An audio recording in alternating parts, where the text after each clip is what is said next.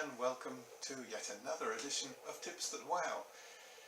If you were with me last time, you know that I talked about the content of speeches for weddings, and this time I want to talk a little bit about the presentation, because that's important.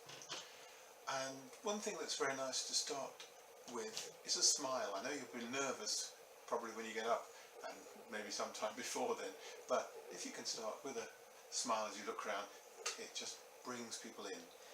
And probably the best way to do this, unless you're managing to extemporize and just talk off the top of your head, and then of course you should have thought in advance what you're going to do, is to have some 3x5 cards, so you can not read from them, but they've got bullet points and so on, and hopefully you can just glance at those and then look up again and work in that way.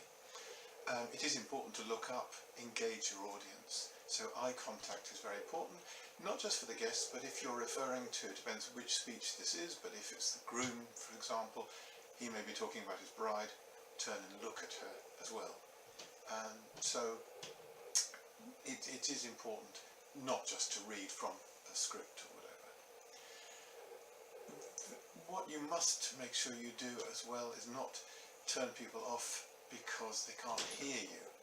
So if your delivery is slow and clear, like I hope this is, then, and of course reasonably loud, that's great. You may have a microphone, you probably will do, that will help with the volume.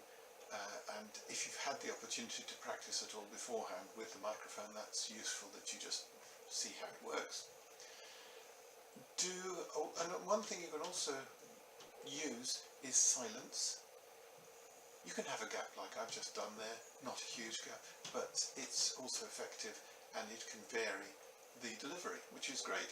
And also monotony, don't try and use the same tone and pitch all the way through, but a little bit of different speed perhaps. It's things you can practice, and practice is one thing you should do before you give your speech. And and another thing is, when you're standing, try not to fidget too much, try and stand still. And though you can gesture if you feel like it, you don't have to move around too much. It just does distract otherwise. So those are some simple tips that can make your speech memorable, effective, and something that you can be proud of. So I hope that's been of use to you, and I will welcome you back another time for my next Tips That Wow.